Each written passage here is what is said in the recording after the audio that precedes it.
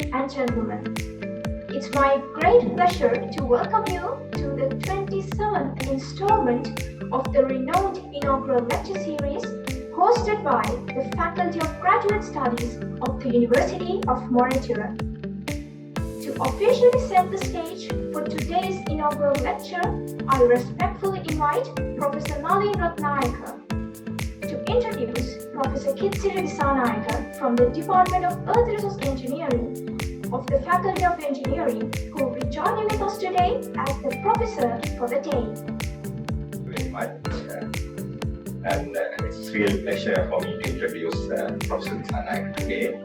And our department has three main objectives, that is exploration, mineral processing, and mining.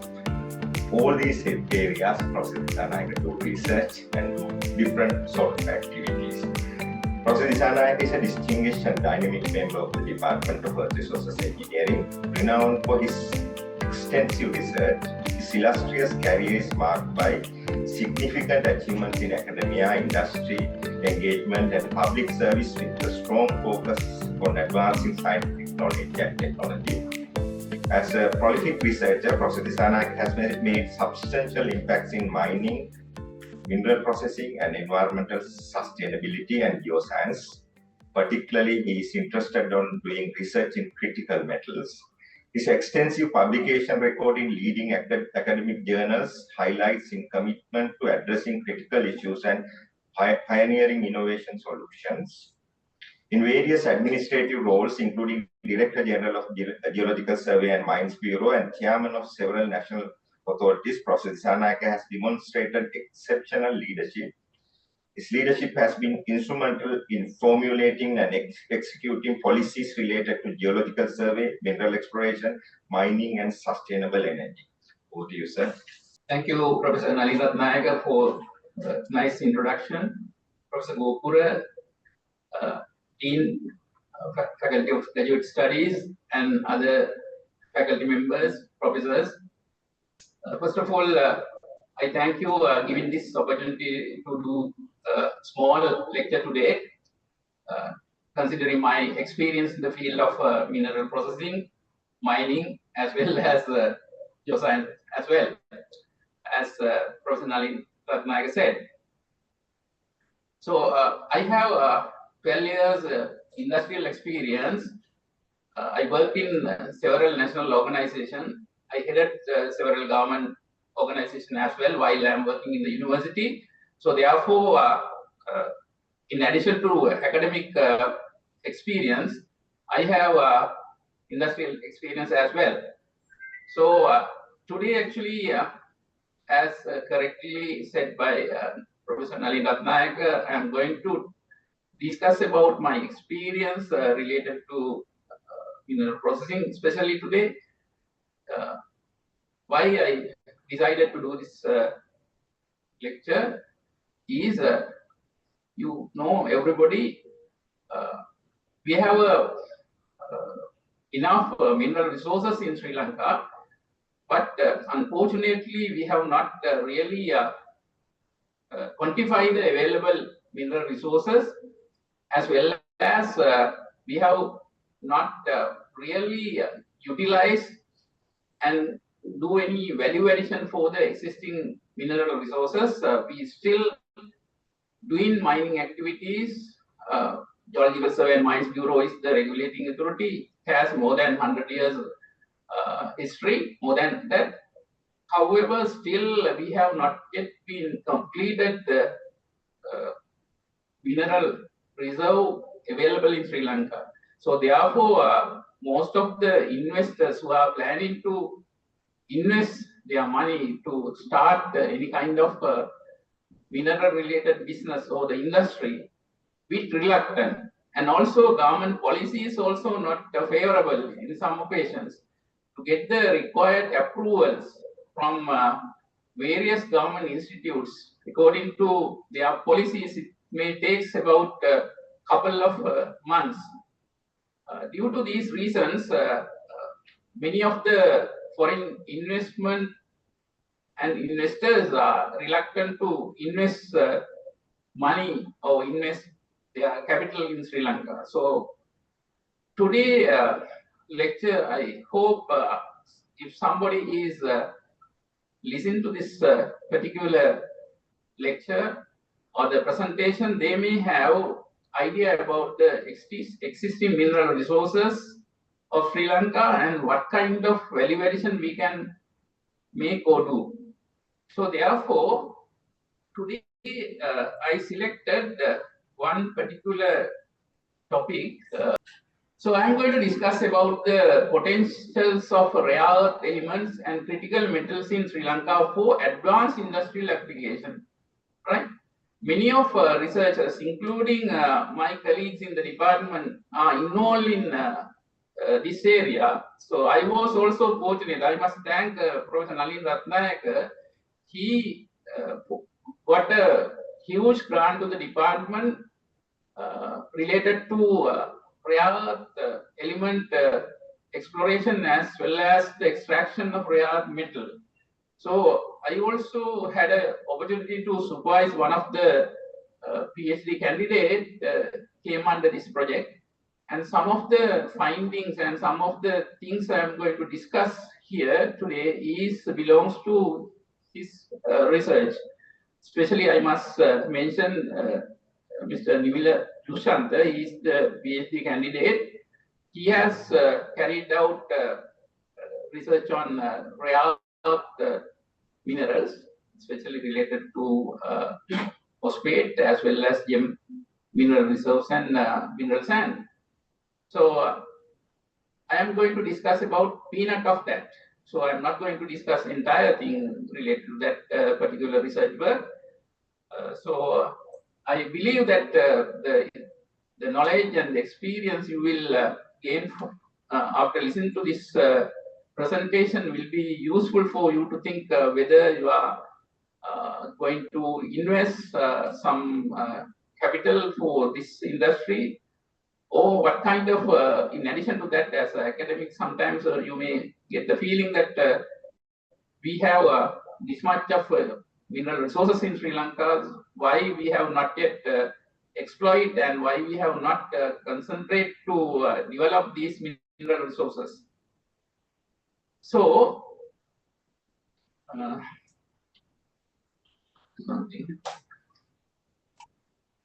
Oh, I don't know whether technical issue arise. All right. So this is the content of my presentation today. So initially, I am going to discuss about what are the rare earth elements and critical metals. Of course, rare earth elements are also having critical metals. Then the list of some of the most significant critical metals and their primary applications. That is the most important thing we have to know. Then the strategic importance of vulnerability. Then overview of the critical metals known to be present in Sri Lanka. Then the potential for other critical metals. Then the strategic consideration for development. After that, I am going to discuss about two case studies. One case study belongs to undergraduate research. The other one belongs to postgraduate research. So both I am going to discuss. See here, this is more familiar to you. This is a periodic table. By looking this one, you can see that what are the critical metal and what are the rare elements available in this periodic table. You can see that the lanthanum series lanthanum series elements are in the light colors and also dark colors in blue and light blue. In addition to that, strontium and the yttrium is included into rare elements. So rare elements also can be categorized into two categories. Light rare earth, it is in light color. You can see the bottom, and also the heavier one is in dark blue. In addition to that, the critical rare earth elements are given in the green color line. You can see that neodymium and europium, then terbium, and so on. You can see the color line. So those are the critical rare earth elements. In addition to that, the other black color one or the gray color is critical minerals or the critical metals. So now I'm going to discuss about rare elements and critical metals in detail. So you know that the rare earth, the group of 15 elements in the period table has the lanthanide series, as I already discussed. They are categorized into light rare earth, lanthanum to samarium, and heavy rare element, europium to deuterium. So each category is essential due to its unique properties and applications. You can see that the atomic structure or the crystal structure of various type of rare elements. At the same time, you can see that the elemental shape of the metal available in the diagram or picture. These elements are key enable for technologies aiming to lower emission. The major thing is now we are experiencing environmental issues. So UN is introducing various conventions to protect the environment. So we have to show concern about lowering the emission to eliminate the temperature increase in the environment, and also reduce energy consumption and enhance efficiency, performance, speed, durability, and thermal stability. So those factors can be addressed by utilizing various types of rare earth elements. So in addition to that, rare earth elements play a crucial role in making products light and smaller. So that is also one of the important thing when you are going to introduce to the market that product should be lighter as well as smaller, the convenient to the user, and also benefiting various high-tech and green technologies. This rare earth and as well as critical metals are used. Then rare earth react with other metallic and non-metallic elements to form compounds, each with specific chemical behavior. Right? So you can see that in the right-hand side, some pictures are available in that pictures. You will see that the appearance of the rare earth minerals available in the country as well as in some other countries. This kind of rare earth elements are available. So normal appearance you will see in that manner, but in actual situation, if you convert this one into metal, the value will be enormous, right? When you are just kicking the rock, you don't know the real value of that particular rock. But scientists are knowing that that particular rock has this much of rare earth elements and the critical metals, and actual the value of that particular rock will be enormous. So this reactivity makes them indispensable and irreplaceable in many electrical and optical, magnetic, and catalytic applications, supporting a wide range of industrial and technological advancement. So that is one of the reasons why so concerned about rare earth and critical metals. The rare earth elements are relatively plentiful in the earth, of course, in the crust. However, because of their geochemical properties, rare earth elements are typically dispersed everywhere. This means that they are not often found in concentration to make them viable to mine. That is the reason. It was the scarcity of these minerals that led to them being called rare. That's why we are calling rare earth elements. Of course, everywhere you can find the rare minerals and elements, but in minute concentration. So therefore, you cannot invest money to mine those available resources. So you have to identify specific location where the concentrated rare minerals are available. So then we'll discuss about the critical metal. Of course, as I said earlier, rare earth elements also comes under that category, the critical metal. The critical minerals are the building rocks for the green and digital economy. You can see that in the diagram. Upstream, we are carrying out geological investigation. Then after a mineral will be extracted. After extracting mineral, we are doing mineral processing, and then intermediate processing also carried out. After that, the final product will be created or will be produced. And after, especially these product will be used in downstream industries like maybe renewable energy industry, maybe PV industry, especially solar PV, then wind, in addition to the electric cars and many other electronics application as well. Then critical metals, also known as critical minerals, are elements that are essential to modern technologies and industries, but are at risk of supply dispersion due to their scarcity and also geographic concentration or complex extraction and processing method. The extraction of rare earth element is quite difficult.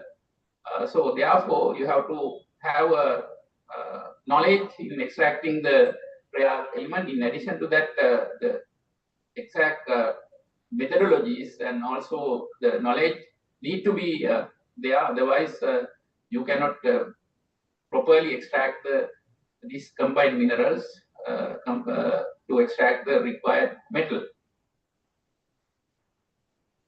So these are this photograph indicated that the distribution of rare earth elements. You can see that how China is dominating.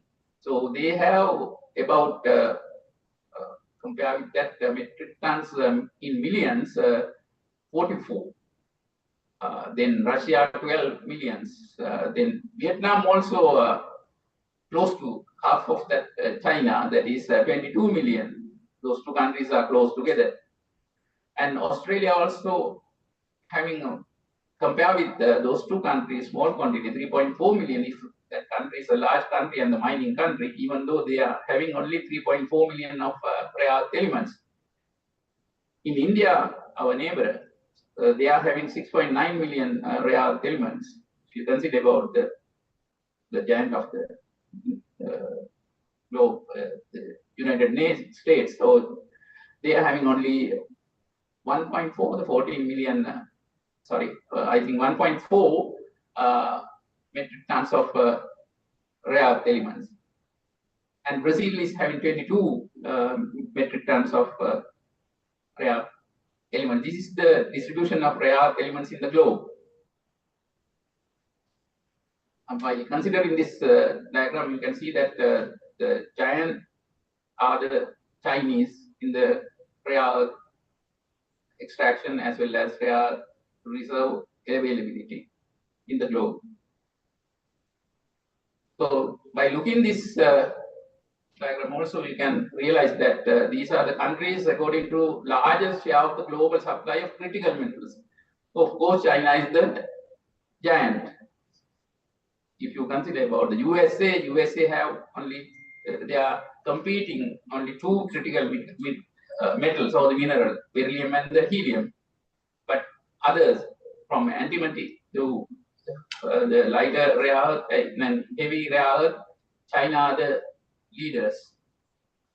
Of course, South Africa also having valuable critical metals, so they are second to China. So this is the global distribution. Then now I am going to discuss about the list of some of the most significant critical metals and their primary applications. Right. So if you are considering about the rare earth element, neodymium, praseodymium, and dysprosium, and terbium and yttrium are the major rare earth elements or the metals which will be used for many industrial applications. So of course we know that neodymium is used in the produce permanent magnets in the motor and turbine.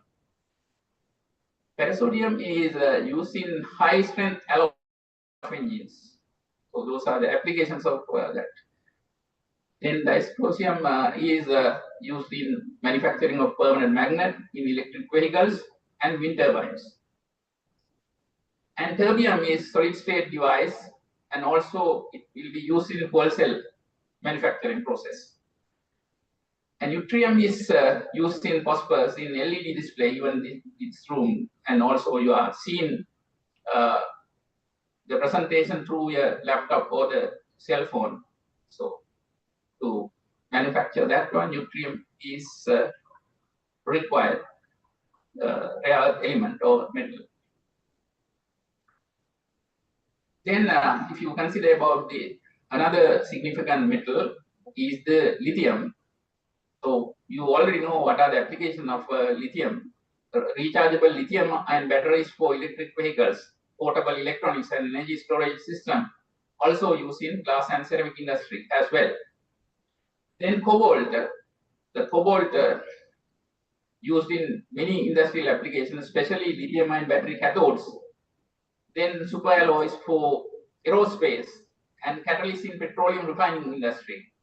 You consider about the nickel, another critical metal. So it will be used in stainless steel industry. Then the rechargeable batteries and superalloys for jet engines. So vast industrial applications are there for these critical metals. So if you consider about the another group of another group of critical metal is platinum group metals. Platinum, palladium, rhodium, iridium, osmium, and ruthenium. So different kind of industrial applications are there, especially catalytic converters. Then the jewelry industry, of course, platinum are very expensive compared with the gold, and also electronic industry, medical devices, and palladium is also used in the catalytic converters, electronics and hydrogen purification. Rhodium is used also in catalytic converters and chemical catalysts. Then iridium is used in high temperature equipment, electronics, medical devices. Osmium is another critical metal that also used in electrical contacts, and fountain pen tips also used in osmium. Then the ruthenium, electronics, chemical catalysts, and solar cells industries use ruthenium. Then if you consider about another critical metal, gallium. So applications are semiconductors, then the LEDs, solar panels, and high frequency electronics. You consider about the iridium, the applications are indium. The applications are indium tin oxide for touch screens. So nowadays, your cell phone and your laptop, everything operated in this technology. So for that, iridium is the metal used. Then the flat panel displays solar cell semiconductors. Another important and the critical metal is the tungsten. So applications are especially when you are manufacturing cutting tools, wear-resistant material, filaments for light bulbs, high temperature components in aerospace and defenses. Of course, when in the school time, we know that tungsten is used for filament for light bulbs. But some other applications also there are so much of applications. You will realize the importance of tungsten by looking this. Then the vanadium. So these are the applications: high strength steel alloys, vanadium redox flow batteries. Then for large scale energy storage, nowadays that is also one of the important aspects, the energy storage to recover or save the energy. And aerospace component. Another important critical metal is tin. Tin also common, so you are familiar with tin. The solder in electronics and also tin plating and various alloys. During our school time, we know that salmon is packed in a tin, so that tin is called tin. Right? So then the container is called tin.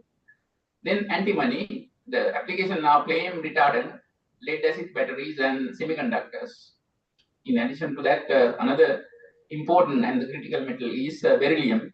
The applications are aerospace component, telecommunication infrastructure, and medical devices due to its lightweight and high strength properties.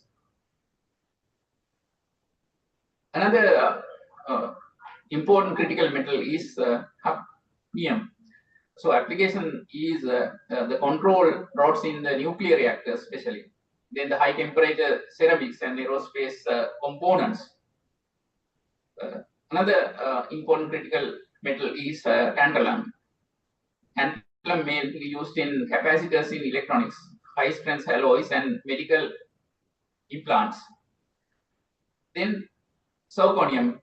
We are having enough zirconium resources in Sri Lanka. Nuclear, especially used in nuclear reactors, ceramic industry, corrosion resistant alloys also made from zirconium.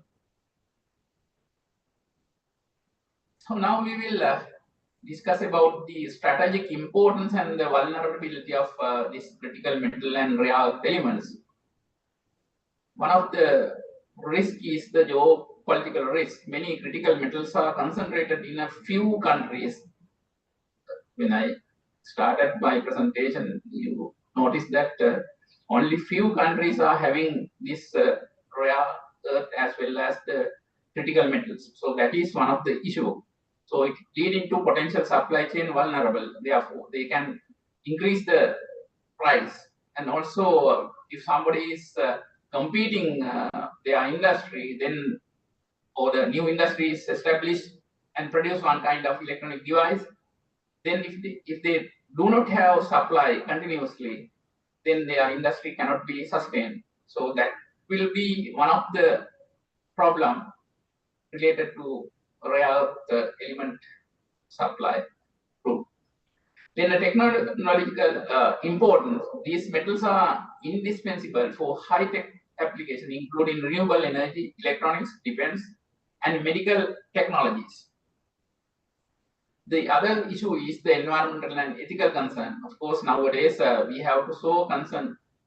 We have to concentrate and concern about the environment as well as our responsibility. The ethical concerns also you have to consider.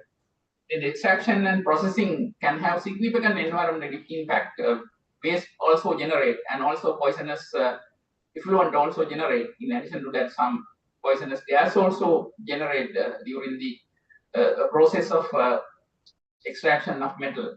And these are there are often concern about labor practice in mining regions as well. So those are the things actually strategic importance and vulnerable facts we have to consider.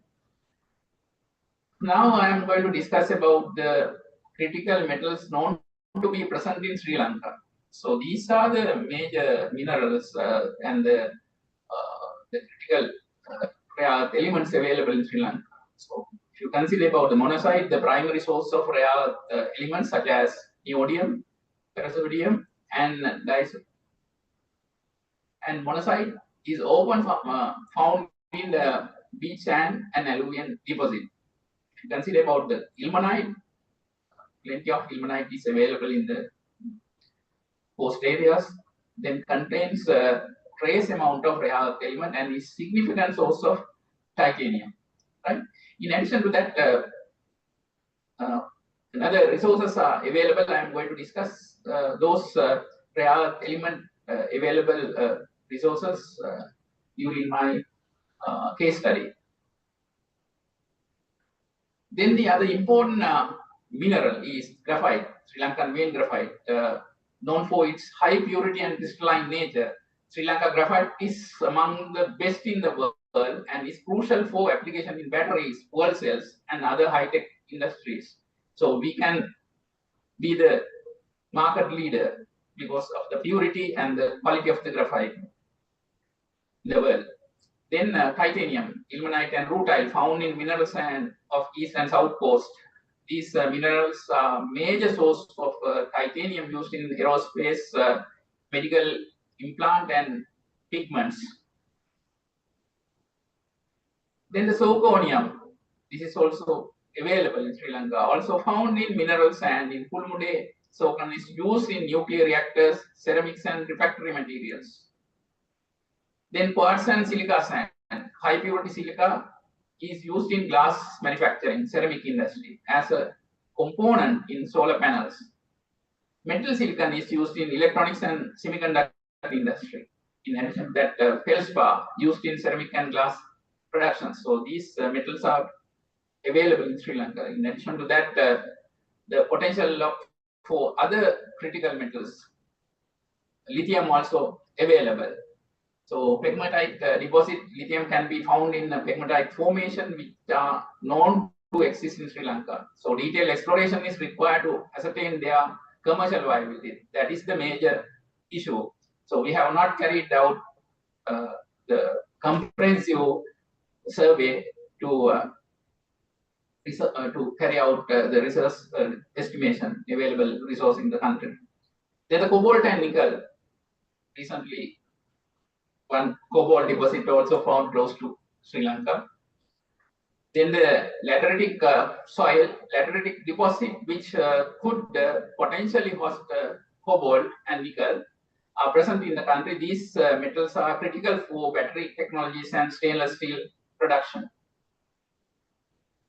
Then vanadium, the titaniferous magnetite is the mineral. So found in some geological formation, vanadium bearing titaniferous magnetite could be an additional source of vanadium for steel alloys and energy storage technologies.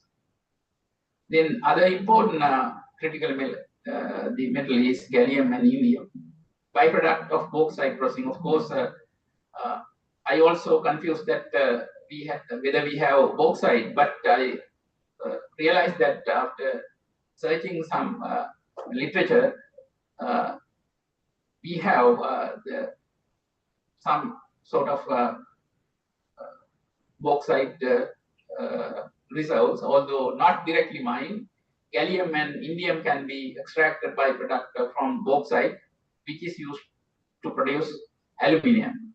So lateritic, the soil is contain bauxite, according to that particular the literature.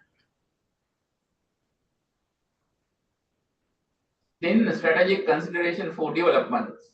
So of course, when you are going to do development in the mineral sector, we have to carry out comprehensive geological survey. It is needed, and then after we can fully assess the potential and quantity reserve and the available mineral resource, especially the critical metals availability, we can find. Then up to now, of course, Geological Survey and Mines Bureau is the regulating authority. In addition to that, Gem and Jewellery Authority also regulate some gem mining and minerals, gem mining and jewellery sector. However, those two organizations could not manage the entire the mining activities of the country. Therefore, the people who are obtaining the mining license and also processing license, so they are only concerned about money making. They have not really concentrated about environment and the guideline given by the Geological Survey or the Gem and Jewellery Authority. They have not considered. So that is also a problem. Therefore, we have to carry out mining activities more sustainable manner. So emphasis on environmental sustainability and socially responsible mining practices to ensure minimal ecological disruption and community impacts. Then the local processing and value addition. So nowadays we are just exporting all the raw materials in raw form, the available mineral resources in raw form. So if we can convert that raw minerals into value-added product, of course, we can earn the foreign exchange significantly. Then developing local the processing facilities to add value to raw materials and reduce dependency on exporting raw materials. Then the international partnerships also necessary, collaborating with the international expert and companies to leverage technology and investment for exploration and extraction. So we are not having, we are having very limited expert in this area in Sri Lanka. So therefore we need foreign collaboration to develop this particular sector. So therefore, Sri Lanka has the potential to develop several critical metals essential for advanced industrial applications. With strategic exploration, sustainable mining practices, and value addition, the country can enhance its contribution to global supply chain of critical metals and boost its economic development. Of course, we can be one of the market leader in this sector, in the region at least. So now I am going to discuss about one of the case studies. This is actually undergraduate research done by my department, I myself, as well as Professor Adhikari supervised this research. So I'm going to discuss about the outcomes and also some sort of findings of that particular undergraduate research.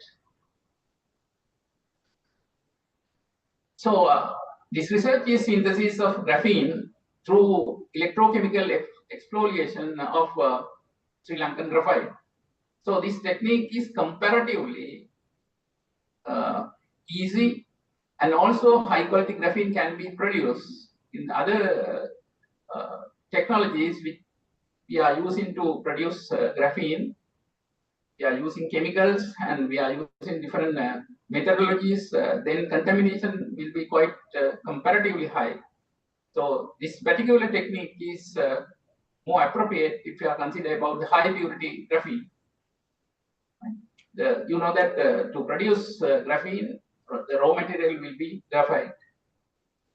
As I said earlier, we are having the high quality, very good graphite reserve in Sri Lanka. Graphite is one form of natural crystalline carbon. It occurs naturally in this form, and it is the most stable form of carbon under standard condition. You can see that atomic structure or the graphite structure.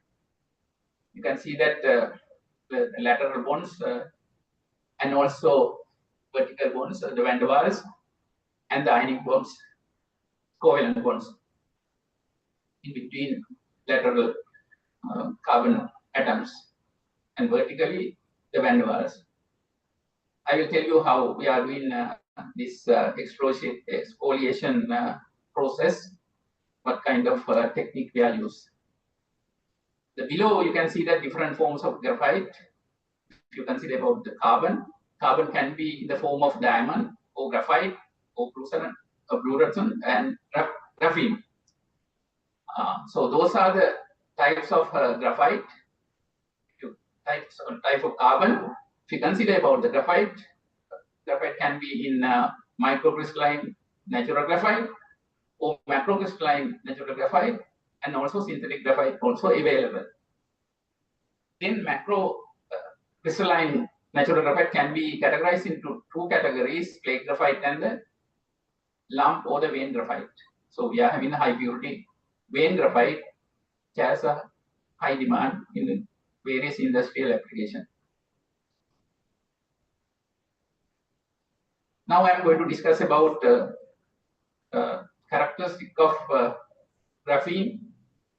The graphene is a material composed of carbon atoms grouping that are hexagonally positions. You can see that this is the structure of the graphene. This arrangement results in monolayer of an atom thick. The size of this layer is similar to that particular atom thickness. So this material is part of one of the most abundant substance in the nature. Graphite, 1 millimeter of graphite contains 3 million layers of graphene. See how many layers of graphene are available in 1 millimeter thickness of graphite. So consider about the atomic size of the carbon. The graphene is a carbon nanomaterial made of two-dimensional layers of single atom thick planar sheet of sp2 bonded carbon atoms packed tightly in a honeycomb lattice crystal. If you see the previous slide, you can see this honeycomb structure. It is considered as a hydrophobic because of the absence of oxygen group. Furthermore, it is a carbon allotropes. The structure of graphene is considered as a hydrophobic. Hydrophobia is there because of the absence of oxygen. Furthermore, it is a carbon allotropes in the structure of a plane of sp2 bonded atoms with a molecular bond length of 0.142 millimeter. Then the layer of the graphene are right. So these are some other characteristics of graphene, with the carbon atoms bonded covalently within the plane, forming a bond with three neighboring carbon atom, and one out of plane, 5 bond. This network of sp2 carbon atoms give graphene its unique properties. So these are the applications of graphene due to the great properties mentioned above. Graphene has application in numerous sectors. In the field of electronics, graphene is used, especially manufacturing of microchips, transistors, development of conductive ink that allow the circuit printing, then the ultra electronics circuit for endless possibilities. And graphene can enhance the efficiency of the solar panel used in the renewable energy sector and produce more energy. In addition to that, automotive sector, graphene is widely used. The use of graphene in batteries will increase its autonomy and reduce charging time, thus improving the performance of electric cars. In addition to that, you may aware that manufacturing of conductive rubber, the graphene is used, especially aircraft tires used only very few instances, landing and takeoff. The reason is safety. If you can, the tires are very expensive. If you increase the conductivity of the rubber, then the heat can be transferred when it touches the ground. So therefore, presently the conductive rubber is widely used in manufacturing, especially in solid tires. So now we know that there are several methods used to synthesize the graphene. The synthesized process is known as extracting graphene depending on purity and the desired product. To so concern about the purity, then you have to select which methodology you want to implement to prepare or manufacture the graphene. This synthesis process is known as extracting graphene depending on the purity, of course, and the desired product. Then after 2004, graphene discovered by this scientist who from University of Manchester. They accidentally found this, and according to my knowledge, they got the Nobel Prize as well. Then chemical vapor deposition is one of the methodologies involved in graphene manufacturing. Then chemical exfoliation, the chemical synthesis, then mechanical cleaving, and some of the commonly used method of graphene synthesis. So in this particular research, we concentrate to manufacture graphene from electrochemical exfoliation. So there are many methods we can use to manufacture graphene. Either you can use a top-down approach or the bottom-up approach. If you are using the top-down approach, then the mechanical exfoliation, chemical exfoliation, then the chemical synthesis, then under chemical synthesis, sonification, reduce EO. Then if you are concerned about the bottom up, you can start from the atoms. Maybe you can use a hydrocarbon like methane, and then the carbon can be obtained, and then after you can manufacture graphene in bottom up approach. So these are the different methods and comparison of the method and the advantages and disadvantages. So one of the methods used to manufacture graphene is microchemical exfoliation. You can have few layers. The lateral thickness will be micrometer to centimeter. And electrochemical exfoliation, the method we manufacture the graphene, is single to few layers. And also nano level graphene can be produced. Then the direct sonification of graphene, both single and multi-layer, micrometer level lateral structure can be produced. If you use reduction of carbon monoxide, multi-layer. Then epitaxial growth on SiC, then few layers. Then unzipping and carbon nanotubes, multi-layers. CVD, few layers. If you compare these things, you can compare the advantages and disadvantages. The nano layer graphene can be produced from electrochemical exfoliation. So that will be one of the advantages. That's why we decided to do this particular research. This is a simple arrangement we have done in the laboratory using available resources in our department. We use this kind of arrangement. You can see that in this exfoliation method, we use ammonium sulfate as the electrolyte, then graphite electrodes. But in this diagram, the platinum wire is there. But in our case, we use both side, anodic and cathodic side, graphite electrodes. Then you can see that in this picture, the graphite in this form. Then due to this exfoliation, you can see that when you are applying electricity in between anode and cathode, you know that hydrogen as well as oxygen involved in anode and cathode.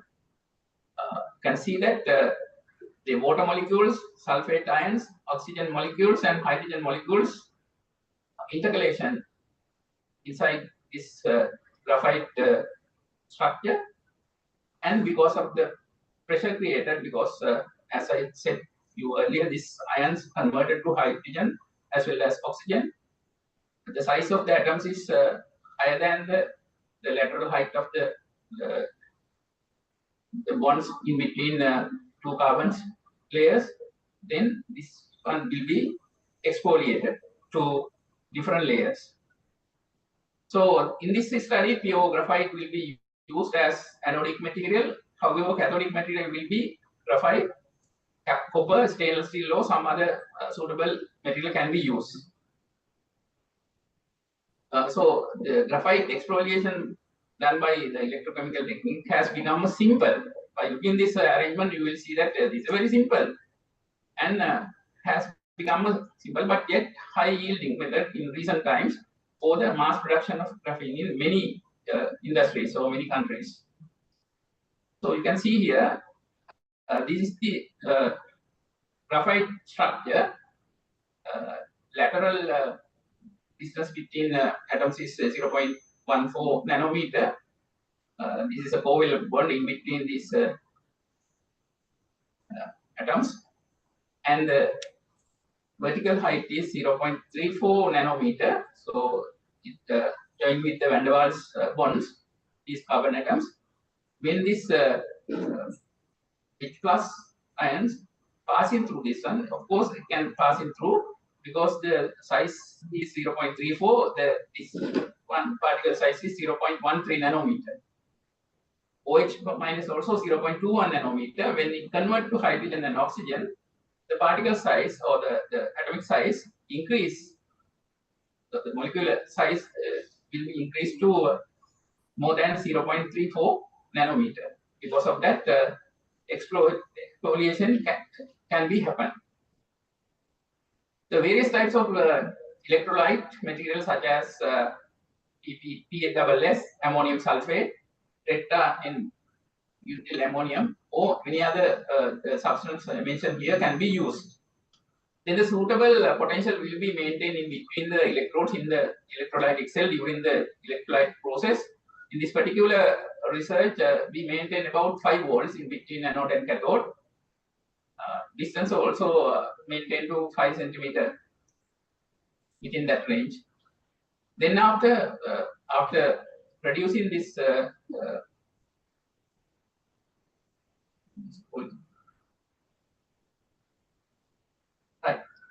this graphene, unfortunately, we did not have much laboratory facilities to check the structural structure as well as the morphological features of the manufactured graphene. We have to rely on X-ray diffraction and scanning electron microscope available in the material engineering department. We must thank especially Prof. Adhikari and the staff of the material engineering department. They have supported us to complete this particular research, and we utilize their X-ray diffraction machine as well as scanning electron microscope. The exfoliated graphene flakes are characterized by dynamic light scatter to obtain the lateral size distribution, and the transmission electron microscopy will be used to study their morphology. So these facilities are not available even in other departments in the university. Maybe, I don't know, some other universities are available. If somebody is listening to this one, they can support us to continue this research more appropriate manner if we can find these facilities. Then the Salmon spectroscopy and TEM selected area electron diffraction will be employed to investigate the crystalline structure and identify the number of layers in the graphene plates. So these facilities are not available in Mottu University, but maybe available in some other places. So the research institute available in Sri Lanka, if they know this news, they can support us. Then we can continue and give good results for the nation. So this is the X-ray diffraction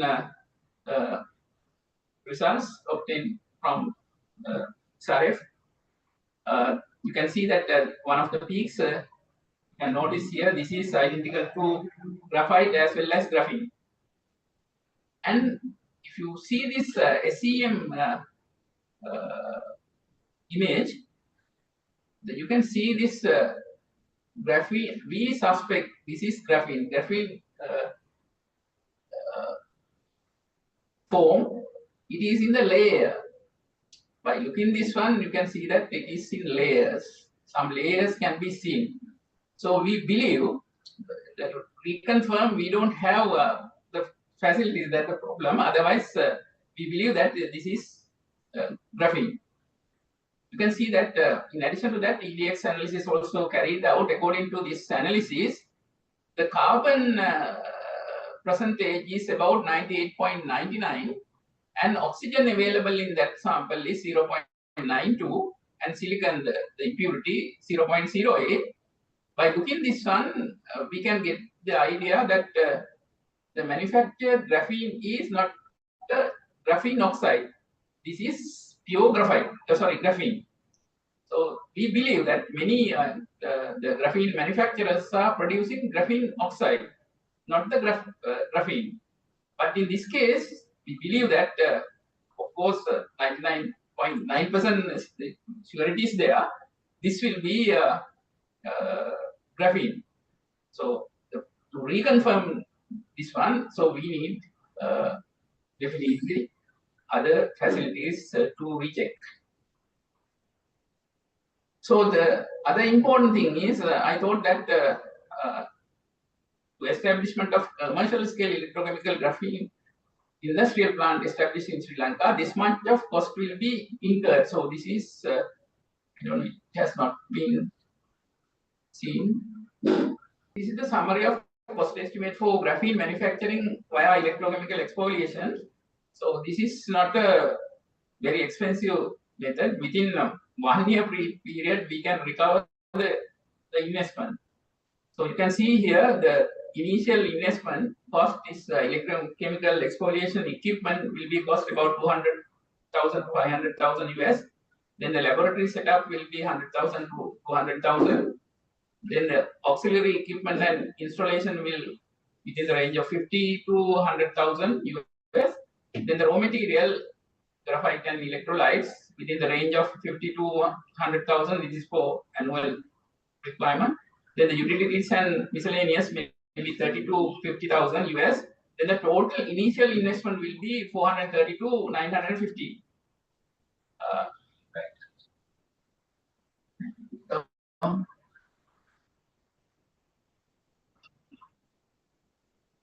Then annual operational cost will be raw materials 100,000 to 200,000, labor cost will be 150 to 250, maintenance and utilities may be 50 to 100,000 US. Then the total annual operation cost will be 300 to 550 US thousand.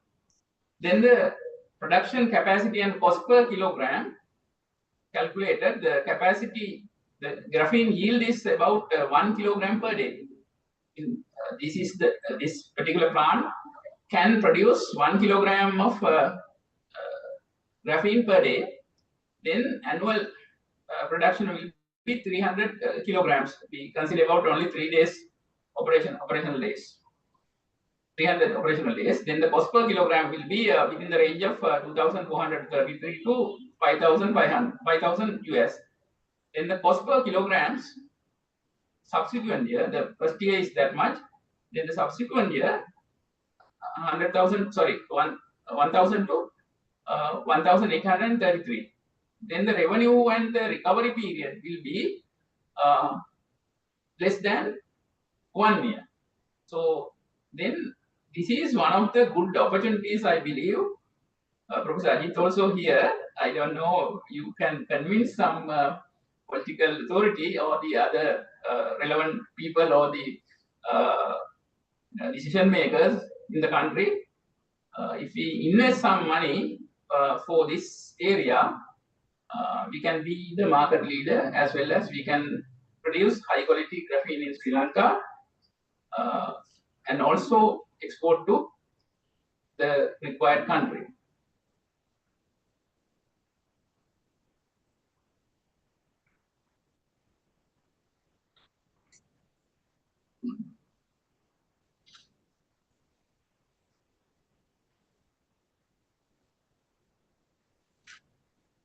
Right. Now I'm going to the second case study. So this is the development of suitable extraction technique for rare earth elements from Epaulet phosphate deposits. We are having a large phosphate deposit. Currently, we just powder the apatite rock and use as a fertilizer. So I don't know. Presently, the government has permitted to export in raw form. Such kind of news also I hear, but according to the Supreme Court direction given 2 years ago, you cannot export without valuation phosphate deposit material from phosphate deposit, right? So this is the way how the rare earth extraction process is carried out. The raw phosphate, then after ore is crushed and milled, then after mineral containing rare earth are separated, then rare earth further separated by oxidation process, and oxides are turned into metal.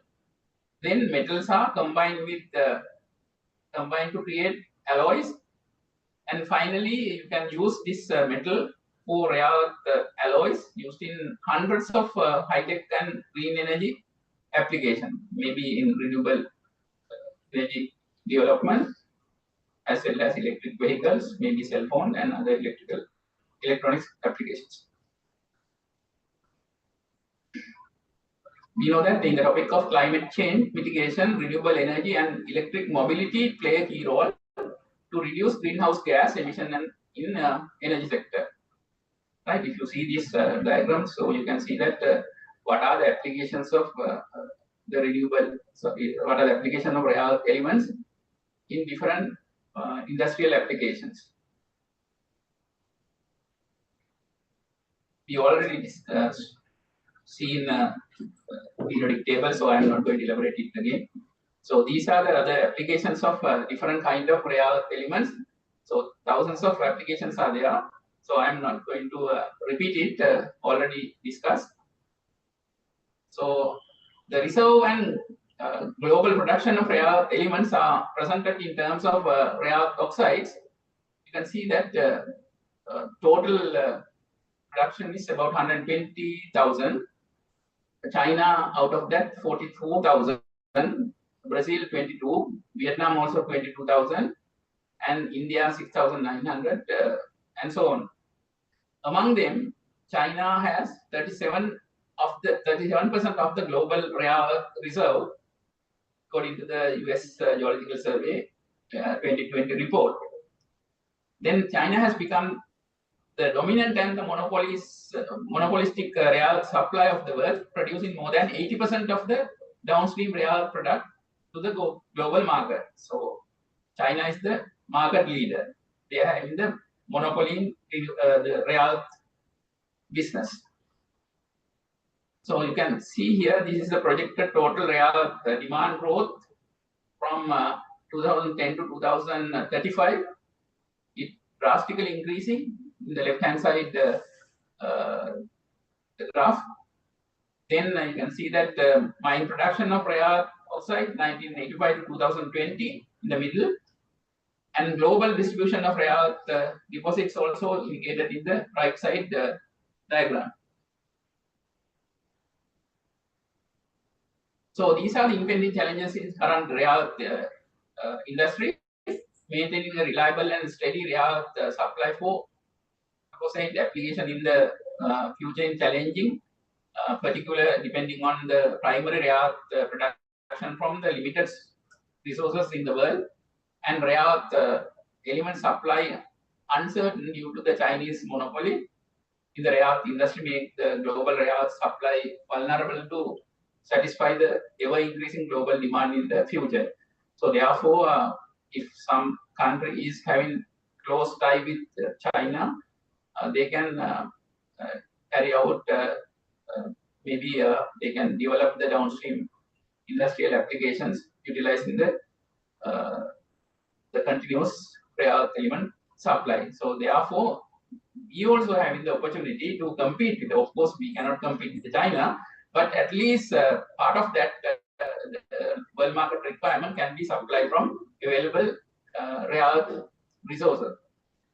Unfortunately, we have not been carried out any complete survey, so we don't know exact amount available in Sri Lanka. So that will be another problem. However, according to the research done by our students and our academics, we believe that we are having a large source of renewable rare earth elements in Sri Lanka. We have not yet touched the sea.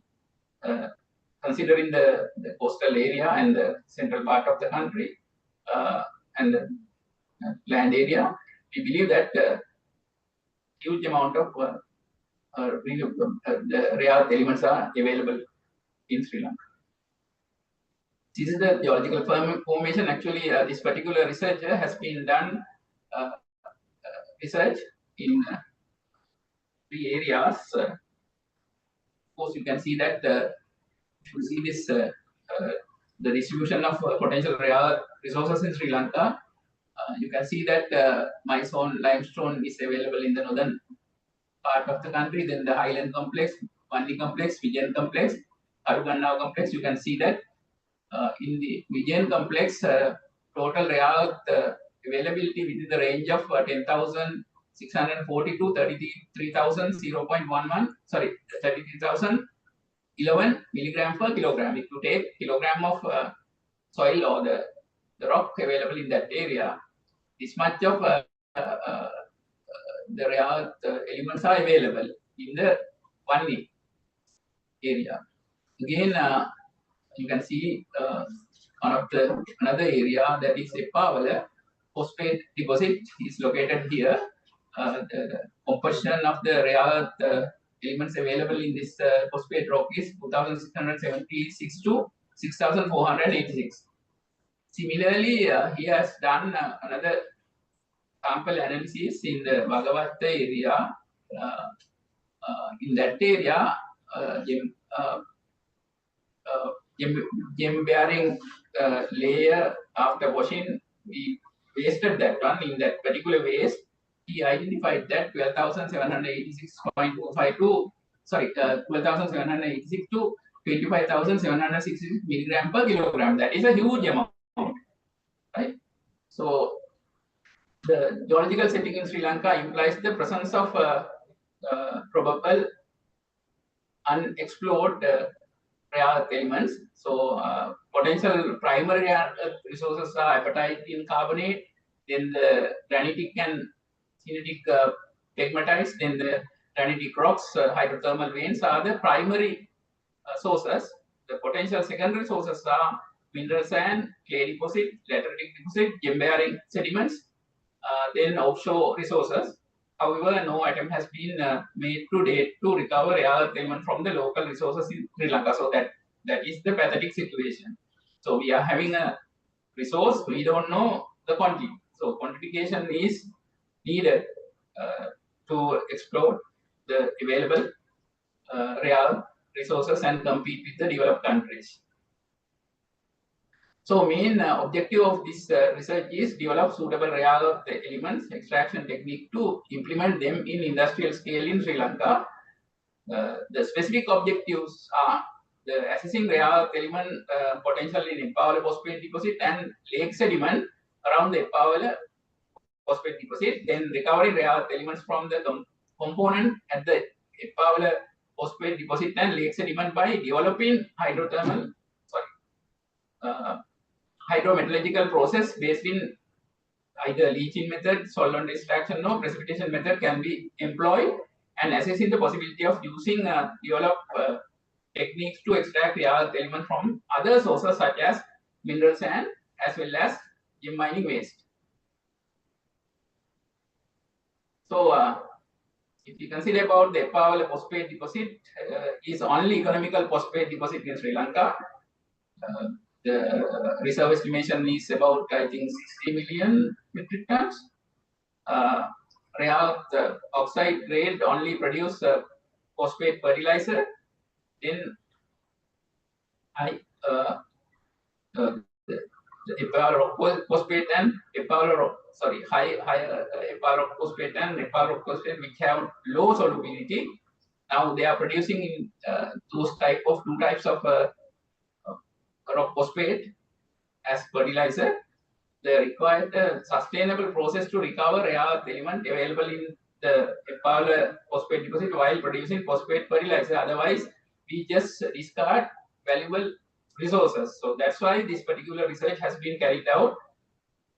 The possibility of extracting available rare earth elements in the phosphate deposit. As I said earlier, in this picture, you can see that this much of percentage or the quantity is available in this deposit, 2,676 to 6,486 milligram per kilogram. So huge amount. That much of rare earth elements are available. It located in the Precambrian Manni complex in the northern central province. There are two deposits, northern and southern phosphate in regolith is developed on the apatite bearing carbonate rock. The two components in the phosphate regolith, the primary apatite crystal and the secondary phosphate matrix are available. So these two primary apatite crystal as well as secondary phosphate matrix have been analyzed and carried out chemical process to extract the available rare earth elements. These are the sample collected places in the northern regolith as well as southern regolith of phosphate deposit area. This is the way how this research has been carried out. Initially, collected sample oven dried and powdered by Tima mill. then Cu by 63 microns Cu, and obtain the undersized fraction, and then after weighted 0.5 grams of each prepared preservative sample. After that, aquaregia digestion has been carried out. Then heated the mixture to 120 to 130 degrees centigrade about 3 hours, and diluted with ultra pure water, and then after carried out ICP analysis. So this is a leaching method. Each sample less than 150 microns were subject to leaching. Leaching experiments were carried out 1 hour duration at room temperature with an agitation speed of 500 RPM. pH will be 0 and pulp density will be 20 grams per liter. In addition to that, laboratory scale testing such as acids we can use either sulfuric, nitric, or phosphoric, or HCl. We can use as a liquefyant. We have carried out research using these 4 chemicals. Then the leaching experiment were performed in closed glass to prevent solution loss due to evaporation. Then the solutions were agitated using the magnetic stirrer. And during the leaching, the leachate were analyzed at every 5 minutes interval throughout the 1 hour period to determine rare elements concentration available in each methodologies. The extraction amount has been identified. According to this analysis, rare element concentration of apatite crystal sample in Nepal phosphate deposit is within the range of 2,676 to 6,486 milligram per kilograms. In addition to that, concentration range of secondary phosphate matrix sample in the same deposit within the range of 3,253 to 5,120 milligram per kilograms. So these are the analytical results, leaching performance of each and every liquid we have used to carry out this leaching technique. According to this one, highest performance we obtain utilizing the HCl, then phosphoric, then nitric, and the sulfuric, the latest. Right? The leaching efficiency of the total rare elements in apatite crystal in different acid under the condition of 28 degrees centigrade and 500 RPM, and pH maintained to 1 and 20 gram per liter level we have carried out. According to this results, we identified that the best liquid was HCl. However, we cannot use HCl because the chlorine will be there, so we cannot use for fertilizer the remaining part for fertilizer if chlorine will be there. So instead of that, we propose the phosphoric acid will be the suitable liquid. So this is the global rare earth market.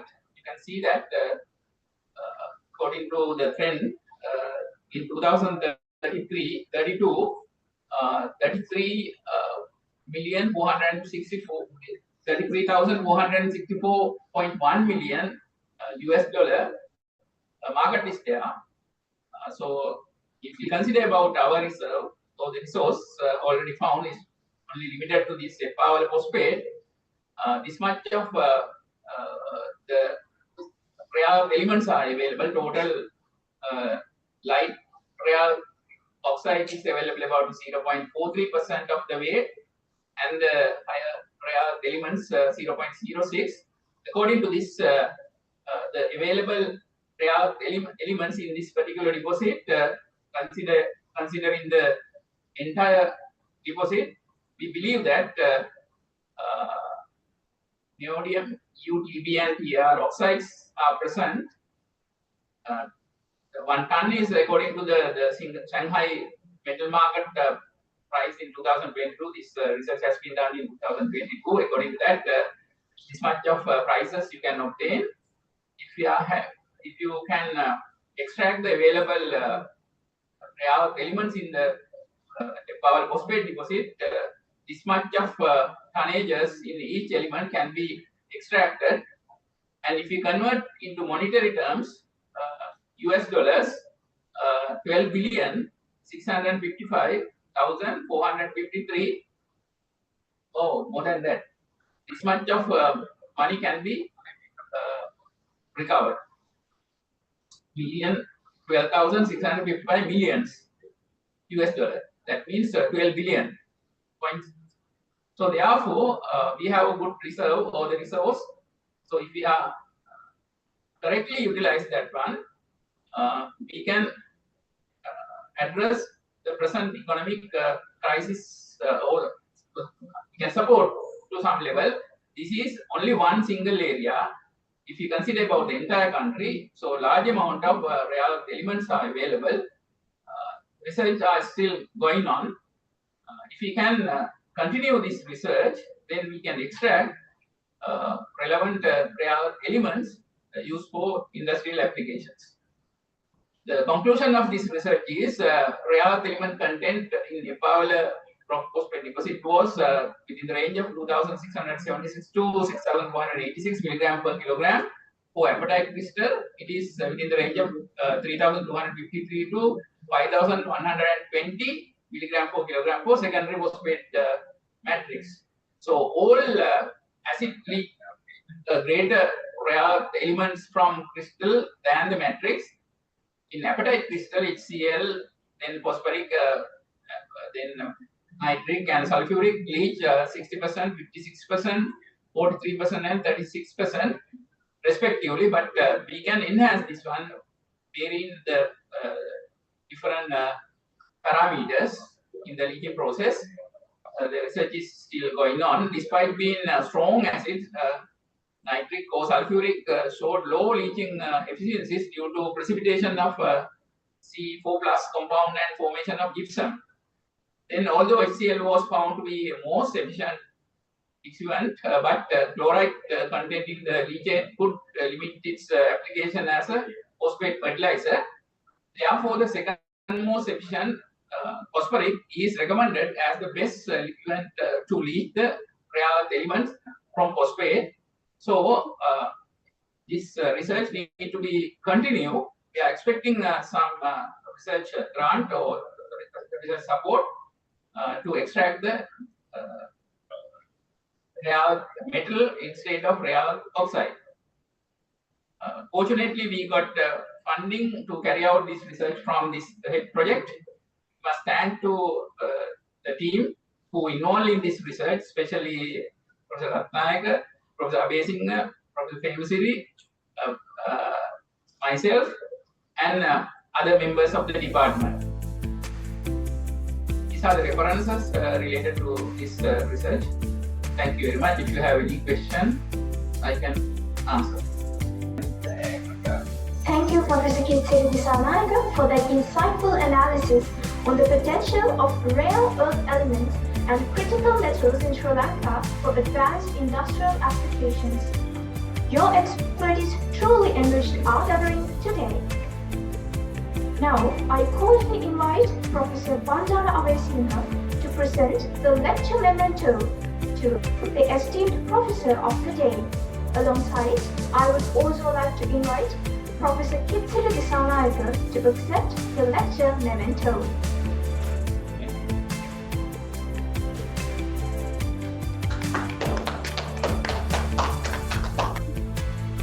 Thank you, Professor Bandara Abesinghe and Professor Kithsiri Dissanayake.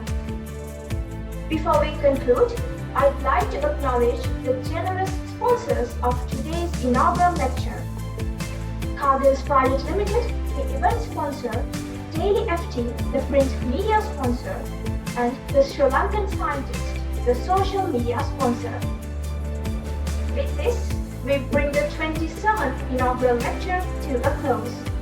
Mark your calendars for the 28th inaugural lecture, where we'll explore yet another fascinating topic.